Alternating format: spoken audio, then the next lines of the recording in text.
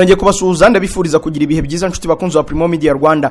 Ubudage bwatanze igitekerezo cyo kohereza abimukira mu Rwanda. Musonera wari ugiye kuba umudepite agiye gutangira kuburana. Naho babiri bakekwa kuba mu ngabo za FRDC baje kwiba mu Rwanda barateshwa. Kinshasa hatahuwe uburozi mu biro bya Minisitiri w'Ubutabera. Ni mu gihe mu mujyi wa Sake hongeye kumvikana imirwano ikaze. Mu gihugu cya Kenya umukinnyi usiganwa ku maguru yapfuye nyuma y'uko wari umukunzi we amusutseho lisansi akamutwika. Muri Swede Minisitiri w'Ububanyi n'Amahanga yeguye.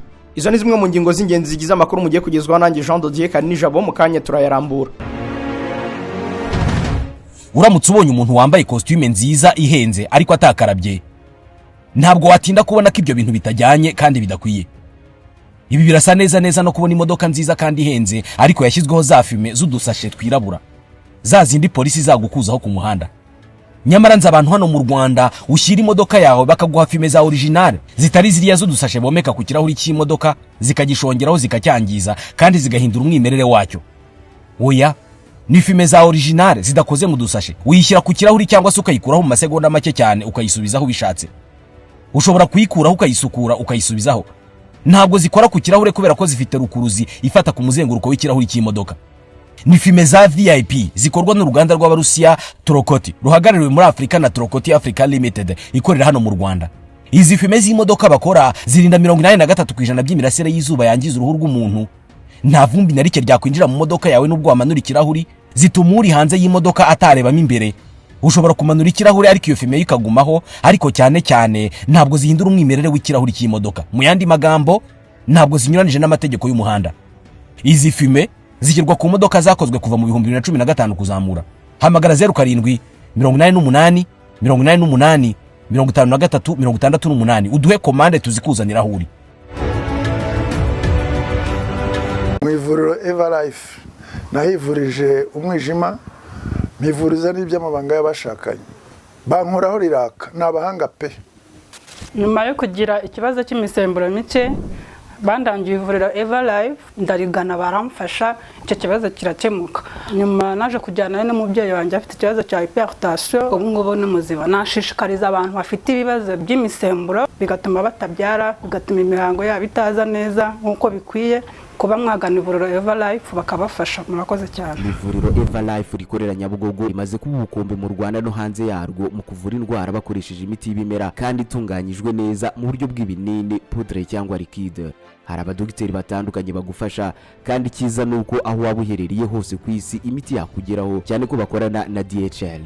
Mu ndwara bavura twavugamo nk'iz'imyororokere zose, kurangiza vuba no kubura ubushake, indwara zifata abadamu zose, igwingira ry'igitsina, indwara nk'umwijima, diabete, amara, igifu, asima. Abifuza kuva ku biyobyabwenge nabo barabafasha. Ku bindi bisobanuro wahamagara cyangwa ukandikira muganga. Everlife, icyizere cy'ubuzima. Ikaze muri aya makuru arambuye duhereye kuri Perezida Kagame witabiriye itangizwa ry'inama ya FOCAC ihuza Ubushinwa na Afrika. Perezida Paul Kagame yitabiriye itangizwa ry'inama ihuza Ubushinwa n'abakuru b'ibihugu bya Afrika izwi nka Forum on China Africa Cooperation, igamije kongera imbaraga mu bufatanye bubyarira inyungu impande zombi. Perezida Kagame yageze mu Bushinwa ku itariki ya 3 z'uku kwezi, kuri uyu wa kane akaba yitabiriye itangizwa ku mugaragaro ry'inama irimo n'abandi bakuru b'ibihugu batandukanye bo ku mugabane wa Afrika. Ni inama iri kubera i Beijing mu Bushinwa igamije kureberwamo ibikwiye kongerwamo imbaraga mu mubano w'Ubushinwa na Afrika, by'umwihariko mu byerekeye ubucuruzi n'ishoramari, guteza imbere inganda n'ubukungu butangiza ikirere. Perezida w'Ubushinwa Xi Jinping atangiza iyi nama yavuze ko umubano wa Afrika n'Ubushinwa ukwiye kongerwamo imbaraga ku buryo byari inyungu mu ngeri zitandukanye z'ubuzima kandi bikaba mu bihe byose baharanira intego zihuriweho n'icyerekezo gishya. Yanavuze ko bikwiye ko ibihugu bya Afrika bifitanye umubano n'Ubushinwa mu bya diplomasi ukwiye kongerwamo ikibatsi impande zose zikarushaho kubyungukiramo. Perezida Xi Jinping yavuze ko mu myaka hafi 20 impande zombi zakoze ibishoboka kugira ngo umubano urusheho kuba mwiza kandi ngo byagezweho. Nubwo mu itangira ry'inama Perezida Kagame atari mu bavuze, ariko aratanga ikiganiro ku bakuru b'ibihugu na za guverinoma bitabiriye inama. Umubano wa guverinoma y'u Rwanda n'Ubushinwa umaze imyaka 53. Impande zombi zihamya ko watanze umusaruro mwiza wagiriye akamaro abo muri buri gihugu. Naho Ubudage bwatanze igitekerezo cyo kohereza abimukira mu Rwanda. Komiseri w'Ubudage ushinzwe ibijyanye n'abinjira n'abasohoka Joachim Stamp yasabye ko abimukira binjira mu bihugu bigize umuryango umwe bw'Uburayi mu buryo bunyuranyije n'amategeko bajya boherezwa mu Rwanda, cyane ko ari cyo gihugu cyonyine cyagaragaje ubushake bwo gutanga umusanzu mu gukemura iki kibazo cy'abimukira. Ni ingingo Joachim Stamp yagarutseho mu kiganiro yagiranye na Table Media. uyu mugabo yavuze ko umuryango w'ubumwe bw'Uburayi ukwiriye kubyaza umusaruro amasezerano Ubwongereza bwari bufitanye n'u Rwanda ku bijyanye n'abimukira ariko bugahitamo kuyikuramo. Mu gitekerezo Joachim Sampo yatanze yasabye ko mu gihe gahunda yabigiye gushyirwa mu bikorwa n'umuryango w'abibumbye wagira uruhare mu kugenzura uko bikorwa. Igitekerezo cya Joachim kije gikurikira ibyatangajwe n'ishyaka Christian Democrats Union rikomeye mu Budage, ryavuze ko rishyigikiye gahunda y'Ubwongereza yo kohereza abimukira mu Rwanda, risaba ko n'Ubudage bwabigenza gutyo. Mu 2022 nibwo u Rwanda n'Ubwongereza byasinyanye amasezerano yo kurwoherezamo abimukira babwinjiramo bitemewe n'amategeko hakoresheje ubwato buto. Nyuma y'uko Ubwongereza bugaragaje ko butazakomeza amasezerano bwagiranye n'u Rwanda ku bijyanye n'ababwinjiramo binyuranyije n'amategeko, u Rwanda rwagaragaje ko rwamenye uwo mwanzuro ariko ko rwiteguye gukomeza gufasha igihe cyose byaba ngombwa. Rwagaragaje ko n'ubu nta cyahindutse, rukirajwe ishinga no kugira uruhare mu gukemura ibibazo by'abimukira bibangamiye isi, ariko hitabwa ku mutekano wabo, cyane ko nk'igihugu cyanyuze mu bibi byinshi ruzi cy'ubuhunzi buvuze. Musonera wari ugiye kuba umudepite agiye gutangira kuburana. Musonera Germain wari ugiye kuba umudepite mu nteko ishinga amategeko agiye gutangira kuburana ifungwa n'ifungurwa ry'agateganyo ku byakurikiranwa bya jenoside yakorewe Abatutsi. Yatawe muri yombi aregwa kugira uruhare muri jenoside yakorewe Abatutsi. Ku rukiko rw'ibanze rwa Kiyumba mu karere ka Muhanga ahahoze ari Nyabikenke, iri buranisha ryatangiye ku 3:00 z'igitondo ndetse Musonera yahageze.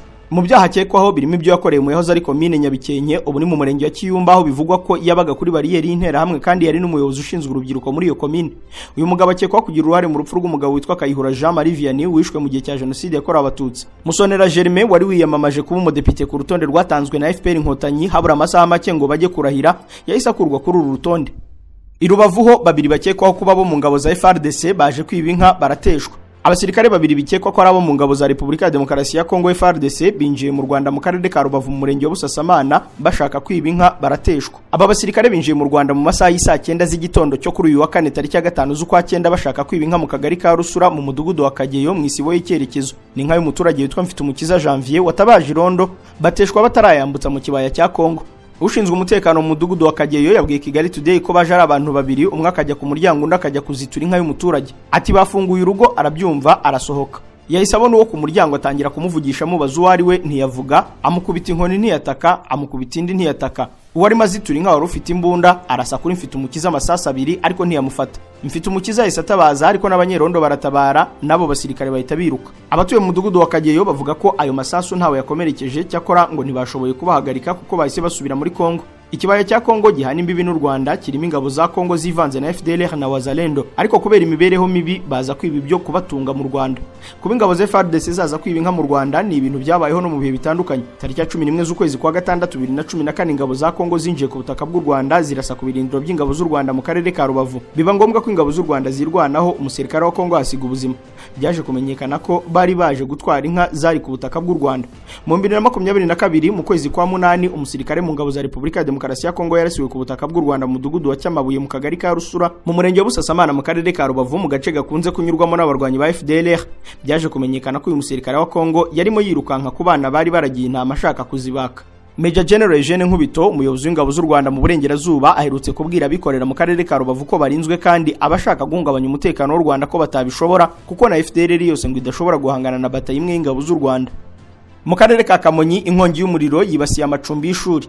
Inkongi y'umuriro yibasiye ishuri ryitiriwe Mutagatifu Bernadetta. Padiri Majyambere Jean d'Amour, umuyobozi w'iri shuri ryitiriwe Mutagatifu Bernadetta, abwira itangazamakuru ko iyo nkongi yafashe inyubako abahungu bararamo ikaba yatewe n'umuriro w'amashanyarazi ubwo hari umukozi wari mu kazi ko gusudira. Ishami rya polisi rishinzwe kuzimya inkongi ryahise rihagera rikora ubutabazi bw'ibanze rizimya iyo nkongi itarafata izindi nyubako. Iyi nkongi ntawe yikomerekeyemo cyangwa ngo hasiga ubuzima kuko abantu bari hafi bahise batabara hakiri kare. Ni inkongi yangije ariko ibikoresho byinshi birimo matora n'ibitanda.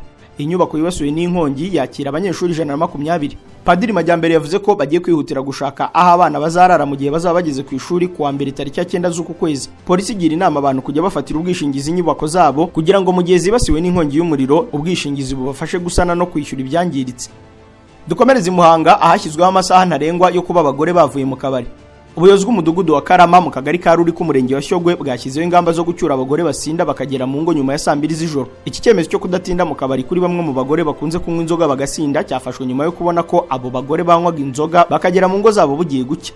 Mukuru w'umudugudu wa Karama Uwimana Gema yabwiye ikinyamakuru Umuseke ko bamwe muri abo bagore banywaga inzoga abagabo babo bakabasiga mu kabari banze gutaha.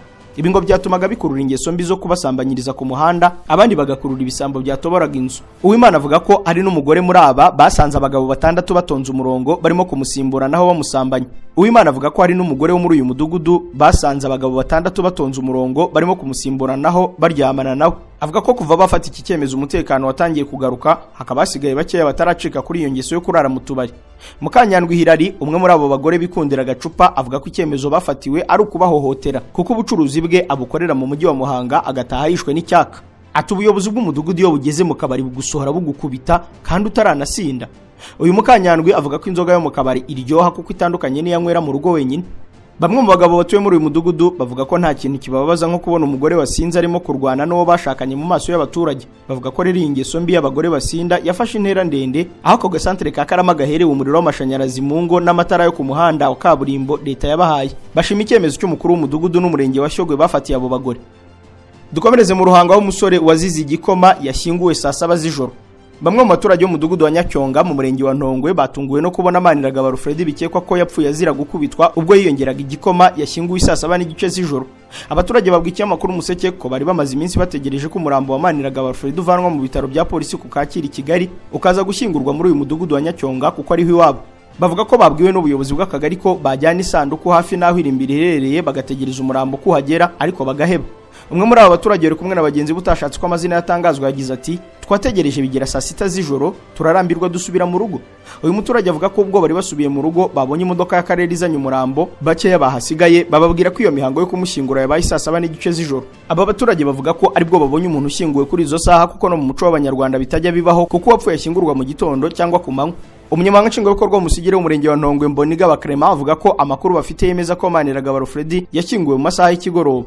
Ati gusa nanjye sinahabaye ariko bambwiye ko yashyinguwe mu masaha y'ikigoroba, cyakora ntabwo nari impari. Kugeza bamwe muri abo baturage baravuga ko muri umuntu wa nyakwigendera ukekwaho icyaha cyo kumwica afunzwe ndetse na mushiki ukekwaho ufatanyacyaha akaba yarahunze kuko atari mu rugo. Mu karere ka Nyanza aho umusaza yasanzwe yapfuye bigakekwa ko yiyahuye. Umusaza wo mu karere ka Nyanza yasanzwe yapfuye bikekwa ko yiyahuye nkuko na bamwe mu muryango we babitangaje. Byabereye mu karere ka Nyanza mu murenge wa Kigoma mu kagari ka Butansinda mu mudugudu wa Kayange. Amakuru avuga ko uyu musaza witwa Mazimaka Damascene w'imyaka 67 bikekwa ko yiyahuye yimanitse mu mugozi bikamuviramo gupfa.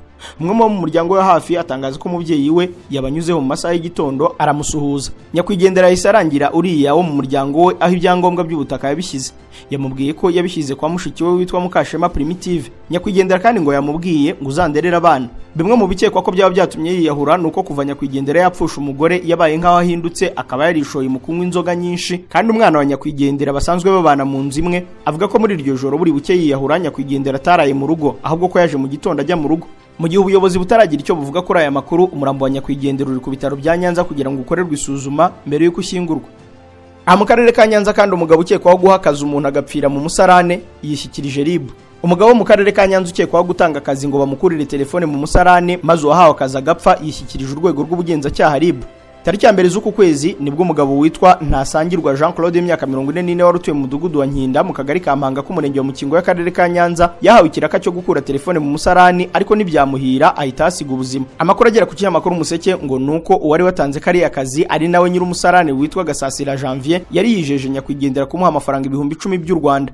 Uriya watanze akazi rero akimara kumva iyo nkuru ntiyongeye kuboneka muri ako gace bigakekwa ko yahise atoroka. Gasasira rero ngo yaje kugirwa inama n'abantu bamuzi none afata icyemezo cyo kugaragara anifatira icyemezo cyo kwishyikiriza RIB nayo ihita imuta muri yombi dore ko yari imaze iminsi mushakisha. Ukekwaho gutanga kare akazi yaratuye mu kagari ka Nyakabuye mu murenge wa Mpanga mu karere ka Nyanza ari naho ubwiherero Nyakwigendera aguyemo buherereye. Kuri ubu afungiye kuri sitasiyo RIB ya Nkomero iri mu murenge wa Mukingo mu karere ka Nyanza. Mu karere ka Rutsiro ho hari ivuriro rito ryatwaye arenga miliyoni 10 rikomeje gusenyuka kuko ridakorerwamo. Ivuriro rito rya Rugeyo ryo mu karere ka Rutsiro ryatwaye arenga miliyoni 10 rikomeje gusenyuka ridakorerwamo. Abarituriye bakavuga ko ubuyobozi bafite budakorera umuturage ahubwo ngo wagira ngo baje mu butembere kuko kuva batorwa iki kibazo bakimenye ariko bakakirengagiza. Iri vuriro rito ridakora rihereye mu kagari ka Rugeyo mu murenge wa Murunda. Abarituriye bavuga ko bakigorwa no kubona uko bageza abarwayi ku bitaro bya Murunda kuko bibasaba gukoresha igihe kingana n'amasaha 2. Bamwe mu baturage baganiriye na Bwiza bavuga ko iri vuriro rito kuva ryakubakwa mu 2019 ritigeze rifungura umuryango na rimwe. Bakomeza bavuga ko ubu wasanga babeshyerwa ko bubakiwe ivuriro kandi ritarigeze rikora ku buryo ridatabawe byazaba ngombwa ko ryubakwa bundi bushya. Imwe mu mpamvu ikinyamakuru Bwiza kivuga ko cyamenye ritigeze rikorerwamo ngo harimo ikibazo cy'imisarani ya kizungu yashyizwe kuri iri vuriro ariko ntiyashyirwamo amazi bituma idakora na rimwe, ari nabyo byatumye habura abaganga bajya kurikoreramo. Kayitesi Dative, umuyobozi w'akarere ka Rutsiro utabashije kuvugisha ikinyamakuru kuri iki kibazo, yasabye ko kimwandikira ubutumwa bugufi ariko ararucaranumira kugeza ubwo iyi nkuru yatangazwaga. Mu karere ka Rutsiro si ivuriro rito gusa ryubakiwe abaturage rikaba ridakoreshwa, kuko niyo ugeze mu yindi mirenge usanga hari ayubatswe akabura abayakoreramo, ibyo abaturage bafata nko guhombya leta. Ni mu gihe gahunda ya leta ku mavuriro mato ari bumwe mu buryo bwatekerejwe kugira ngo bufashe abaturage kubonera serivisi z'ubuvuzi hafi yabo. Mu makuru avugwa hanze y'u Rwanda, i Kinshasa hatahuwe uburozi mu biro bya Minisitiri w'Ubutabera. Mu biro bya Minisitiri w'Ubutabera muri Repubulika ya Demokarasi ya Kongo, Constant Mutamba, hatahuwe uburozi bikekwa ko bwashyizwemo n'abashakaga kumwica. Ibiro bye byasobanuye ko aya makuru yemejwe n'ishami rya polisi rya Kongo rishinzwe gusuzuma uburozi. Byasobanuye ko ubu burozi ari agafu k'umweru kanyanyagijwe ahantu hatandukanye, harimo ku meza, ku ntebe, kuri clavier ya mudasobwa, ku mashini itanga umuyaga, munsi y'itapi no mu mpapuro. Ikindi cyagaragaye muri ibi biro ngo ni amazi yamenwe mu mashini ikonjesha ibiribwa n'ibinyobwa, firigo, nayo bikaba bikekwa ko ari uburozi, ndetse ngo mu misarane ahamishwa imyuka, gazi ikarishye. Ibi biro byasobanuye ko abantu benshi babikoreramo babyinjiyemo mu gihe yari yashyizwemo uburozi, kuri ubu bari gusuzumwa n'abaganga, bikagaragara ko barozwe, ubu bakaba bari kuvurwa. Ntabwo iyi minisiteri yasobanuye niba hamenyekanye ababa bashyize uburozi muri ibi biro cyangwa se n'ibiperereza rikomeje nyuma y'ibyavuye muri iri suzuma. Aha muri Repubulika ya Demokarasi ya Kongo kandi mu mujyi wa Sake hongeye kumvikana imirwano ikaze. Mu mujyi wa Sake mu ntara ya Kivu y'Amajyaruguru muri Repubulika ya Demokarasi ya Kongo hobuye imirwano yakubitanishije M23 ndetse n'abantu bataramenyekana. Amakuru aturuka muri ako gace avuga ko iyo mirwano yari ikaze cyane kuko ngo yarimo amasasu menshi ndetse abari bahanganye n'ingabo ntibamenyekanye. Abaturage bo muri aka gace rero bisanze mu mazi abira, aho kuri ubu ngo no kubona ubufasha bitoroshye. Umuyobozi wa societe civile muri ako gace arasaba ko hakurikizwa amabwiriza y'inzego z'ibanze n'imiryango itabara imbabare kugira ngo umutekano w'abaturage wongere ugaruke. Abashinzwe umutekano bakomeje gukurikirana hafi biri kubera muri ako gace no gukora ibishoboka ngo bagarure umutekano. Aka gace ka Sake ni kamwe mu duce twigaruriwe n'umutwe w'inyeshyamba M23 duherereye muri Kivu y'Amajyaruguru muri Repubulika ya Demokarasi ya Kongo. Tukiri aha muri Kongo rero, iki gihugu kigiye kwakira inkingo z'ubushita bw'inkende. Repubulika ya Demokarasi ya Kongo igiye kwakira inkingo za mbere z'indwara y'ubushita bw'inkende bwugarije abaturage nk'uko byemejwe na Minisitiri w'Ubuzima w'icyo gihugu. Icyiciro cy'inkingo za mbere z'indwara y'ubushita bw'inkende ziragera i Kinshasa kuri uyu wa kane. Icyiciro cyazo cya kabiri kizahagera ku wa gatandatu w'iki cyumweru. Ishami ry'umuryango w'abimbye ryita ku buzima OMS mu kwezi gushize ryatangajwe ko indwara yatangiriye muri Repubulika ya Demokarasi ya Kongo ari icyorezo kandi ko gihangayikishije isi. Gusa uburyo bwo kuyikumira bwahuye n'imbogamizi zishingiye ku ibura ry'inkingo. Umukuru w'itsinda rishinzwe kurwanya icyorezo cy'ubushita bw'inkende, Chris Kachita, ntiyatangaje ingano y'inkingo Repubulika ya Demokarasi ya Kongo iteganya kwakira muri iyo minsi yombi. Kuva iyi ndwara yadutse muri Kongo, abagera ku 19,710 bamaze kuyandura nk'uko bitangazwa na Minisiteri y'Ubuzima muri icyo gihugu. Mu butumwa bwa video, Minisitiri w'Ubuzima wa Kongo Roger Kamba yatangaje ko bagiye kwibanda ku gutera imiti yica udukoko mu mashuri no gushishikariza abana gukaraba intoki, cyane cyane muri iki gihe amashuri agiye gutangira. Mu gihugu cya Kenya ho umukinnyi usiganwa ku maguru yapfuye nyuma y'uko wari umukunzi wa mususeho lisansi akamutwika. Umukinnyi wasiganwaga ku maguru w'umunya-Uganda yapfuye nyuma y'iminsi mike arembeye mu bitaro byo muri Kenya amaze gutwikwa n'uwahoze ari umukunzi we wamusutseho lisansi. Ishyirahamwe ry'umukino wo gusiganwa ku maguru muri Uganda ryatangaje ku rubuga X ko ribabajwe no gutangaza urupfu rw'umukinnyi Rebecca Cheptegei. Iri shyirahamwe rivuga ko Rebecca yapfuye kare mu gitondo ngo bivuye ku rugomo rukorerwa mu ngo yakorewe. Joseph Cheptegei, se wa Rebecca, ari hanze y'ibitaro yari arimo kuvurirwamo, yabwiye abanyamakuru ko apfushije umukobwa wamufashaga cyane, asaba leta ya Kenya ko bahabwa ubutabera. Minisitiri wa Siporo muri Kenya yasohoye itangazo avuga ko gupfa kwa Rebecca atari igihombo kuri Uganda gusa ahubwo ari no ku karere kose. Yongeraho ko leta ya Kenya ikomeje gushyigikira kubona ubutabera kuri Rebecca. Rebecca yarasanzwe ari umusirikare mu ngabo za Uganda kandi niwe mugore muri icyo gihugu ufite umuhigo wo kwiruka marato akoresheje amasaha 2 iminota 22 n'amasegonda 47. Umuhigo yaciye mu 2022 muri marato yaberaga Abu Dhabi. Rebecca wari ufite imyaka 33 yarangije ari uwa 44 mu isiganwa rya marato mu mikino Olympique iheruka kubera mu Bufaransa. Abategetsi bavuga ko ku cyumweru gishize ubwo yaravuye gusenga we n'abana be babiri yasagariwe na Dickson Malangach, umugabo uhoze ari umukunzi we, ari iwe akamusukaho lisansi maze akamutwika nyuma y'intonganya hagati yabo nk'uko byatangajwe n'abaturanyi babo. Rebecca yatabawe n'abaturanyi ajyanwa ku bitaro ariko yagize ubushye bugera kuri 80% by'umubiri we nk'uko abaganga babitangaza. Raporo yatanzwe n'abategetsi baho ivuga ko we n'uwo wahoze ari umukunzi we bagiye bagirana ubushyamirane bushingiye ku butaka. uwo wahoze ari umukunzi we Marangace nawe wahiye ku rugero rwa 30% mu gutwika Rebecca nawe muri iki cyumweru yari arimo kuvurirwa ku bitaro bimwe na Rebecca byo mu mujyi wa Eldoret ari nabyo bikuru muri ako gace nk'uko abaganga babitangaza.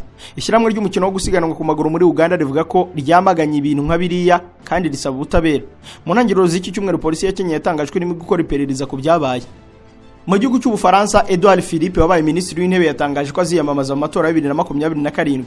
Edouard Philippe yigeze kuba minisitiri w'intebe w'Ubufaransa akaza kwegura mu 2020 yatangaje ko aziyamamaza ku mwanya w'umukuru w'igihugu mu matora ateganyijwe mu 2027 muri iki gihugu. Uyu mugabo wagumye mu mitima ya benshi yabigarutseho mu kiganiro n'igitangazamakuru cya Le Point Magazine anatangaza ko yizeye kuzasimbura Perezida Macron uri gusoza manda ye ya kabiri ayobora Ubufaransa. Ati hari ibyo niteguye kugeza ku Bafaransa, ibyo nzabagezaho ni ibintu bikomeye, gusa icyemezo kizaba icy'Abafaransa. Edouard Philippe yabaye minisitiri w'intebe tariki ya 15 z'ukwezi kwa gatanu mu 2017 ubwo Perezida Emmanuel Macron yari amaze gutsindira umwanya wo kuyobora Ubufaransa aza kwegura mu kwezi kwa karindwi 2020. Icyo gihe nibwo yatangije ishyaka rye rya Horizon ariko akomeza kujya ashyigikira ubutegetsi bwa Macron ndetse yanemeje ko azakomeza gushyigikira uzaba minisitiri w'intebe wamusimbuye uwo ari we wese. Muri Swede ho minisitiri w'ububanyi n'amahanga yeguye. Tobias Billström, minisitiri w'ububanyi n'amahanga wa Swede, yatangaje mu buryo butunguranye ko azegura muri guverinoma ya Swede mu cyumweru gitaha. Billström amaze imyaka igera kuri 2 kuri iyi mirimo, aho muri icyo gihe igihugu cye ubusanzwe kitari gifite aho kibogamiye cyabaye umunyamuryango wa OTAN. Mu butumwa yanditse ku rubuga X, Tobias yagize ati ni uruvange rw'akababaro n'ishema. Uyu munsi namenyesheje minisitiri w'intebe ko nzava ku mwanya wa minisitiri w'ububanyi n'amahanga mu gufungura inteko ishinga amategeko mu cyumweru gitaha. Umunyapolitiki w'imyaka 50 wabaye minisitiri w'ububanyi n'amahanga kuva mu kwezi kwa 10 kwa 2022 yavuze ko azava muri politike ariko akaba nta cyemezo yafashe ku byo azakora nyuma ya politike nk'uko Deutsche Welle bitangaza. Yongeyeho ko ibyo azakora ubutaha akibitekerezaho.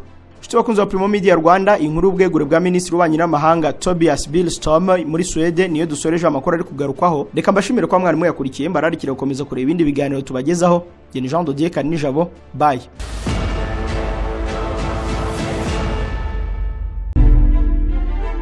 Kimwe mu bintu birimo kuvugwaho cyane ku isi muri iyi minsi ni izamuka ry'ibiciro by'ibikomoka kuri petrol. Iyo igiciro cya essence na mazutu kizamutse, nta kindi giciro kitazamuka, kuva ku rusenda kugera ku mashini zikora izindi mashini.